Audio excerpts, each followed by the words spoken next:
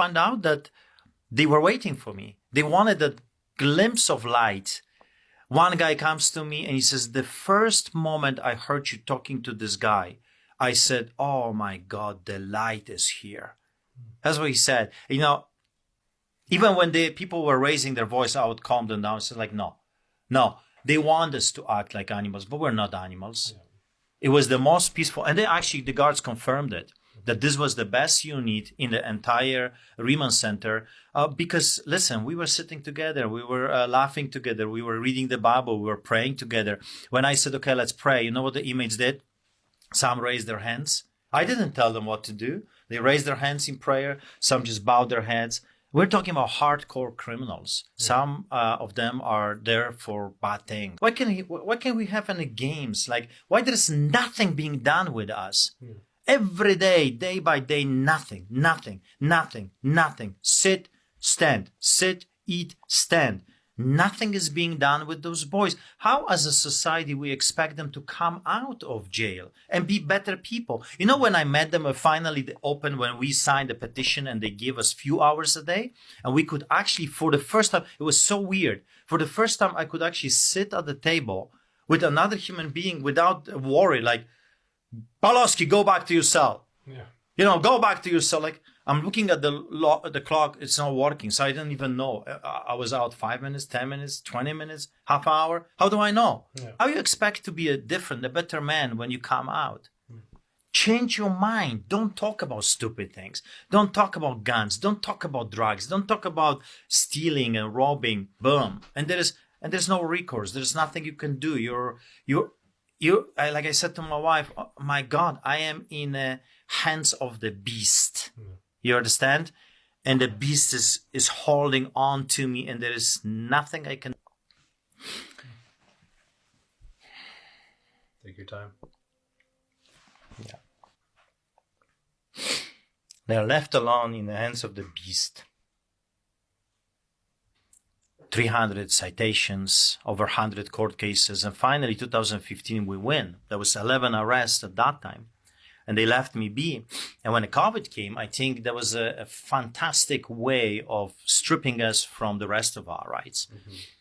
I think they have found a new way to say, hey, we can do whatever we want. And unfortunately, where are the judges? Where is the protection of our rights? Where is a judge that say, hey, this is unconstitutional. I'm not going to allow this. Yeah, the politicians may go nuts, but we still have a rule of law. There is Criminal Code of Canada. As you know, they moved to our church illegally, breaking the Criminal Code of Canada. And I'm yelling and screaming, like, where are my rights? Where is the rights of Canadians? And we stand with you. Thank you for fighting for our rights. Guards, they were trying to break the comfort. So I would start feeling a little bit more comfortable, trying to figure it out, how to survive this craziness. Boom. I would find myself outside of cell in a tank. Not why? I don't know, but I was told to go, so I went.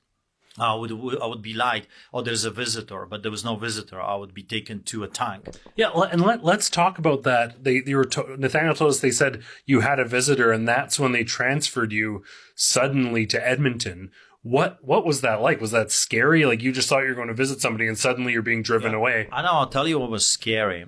This is 51 days of never knowing when I'm going to be attacked and beaten. I don't know if you can understand being in a state of mind that you always got to watch your back because you can be attacked at any moment. I'll explain it.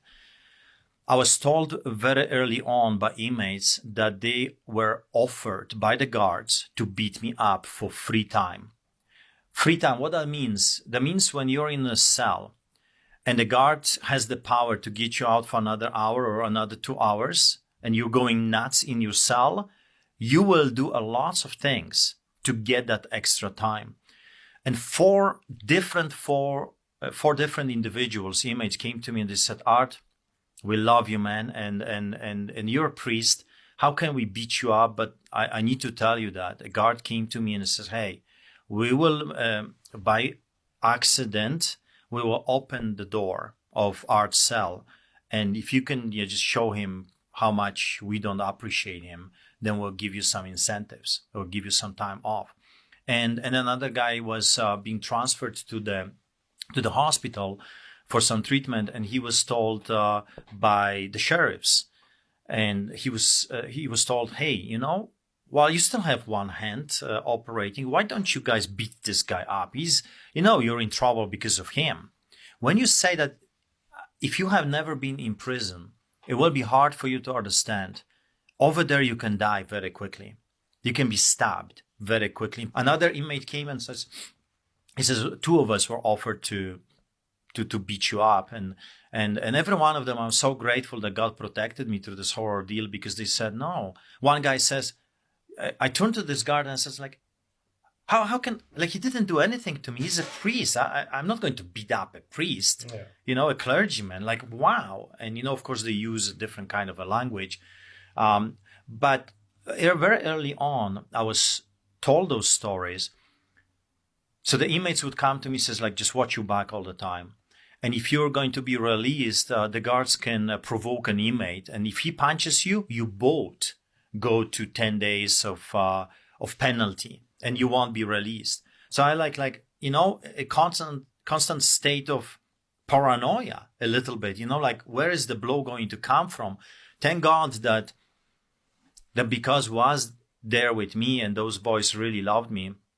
And I prayed with them individually. I counseled them, and I went even to their cells. They asked me to pray in their cells because they were seeing stuff.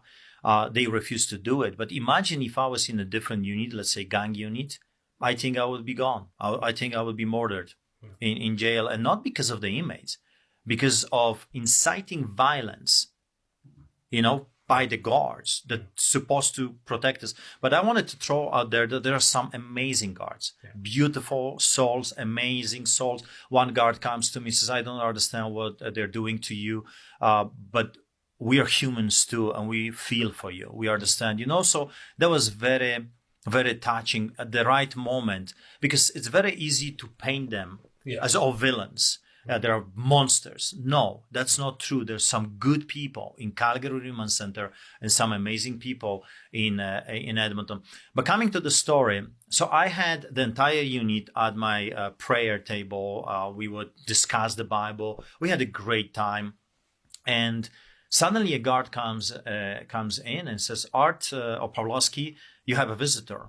And I kind of it felt weird. Sometimes you can tell someone is just lying to you, and it felt weird, but there's nothing you can do. If you don't go, there is more trouble for you, right? So I stood up, I looked at the inmate, and he knew. He says, watch your back, because they're going to try to do something to you. I mean, so like a horror movie. So I was taken to a mission, and at that time I knew there's no one waiting for me. Mm-hmm. They're going to do something. Either they will strip search me again, because they've done it numerous times, or they will take me through this machine, the scanner. Like, I was scanned so many times. I don't know if they damaged me or not. I mean, they were looking for contraband, like what I was smuggling.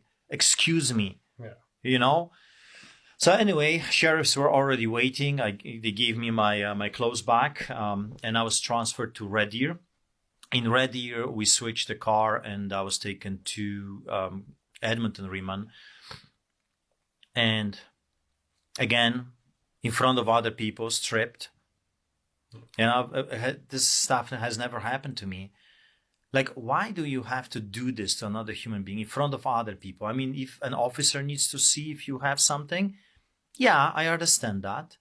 And in a body scanner can pick up anything you have on you. So why this other part? For what purpose? Or why both? And why in front of other people? I mean, you can do this in humane. It's dehumanizing. And they haven't broken the chain of command. You've been in custody their entire time. So, yes. Yeah. So, and what were you thinking? Were you scared? Were you not sure what they were doing? Did they tell you at that point, at least, you're going to Edmonton? Or you're just in a car uncertain what's happening? No, I said, what's happening to me? And then the sheriffs looked at each other, and kind of like they were expecting the okay to tell me. And one guard said, nodded to tell me, so yeah, you've been transferred to Edmonton. So I know at this moment I'm going to go to Edmonton. I just don't know why, and I don't know which unit. So finally we arrived, and I got again strip search in front of other people, and they gave me an orange suit coverall, And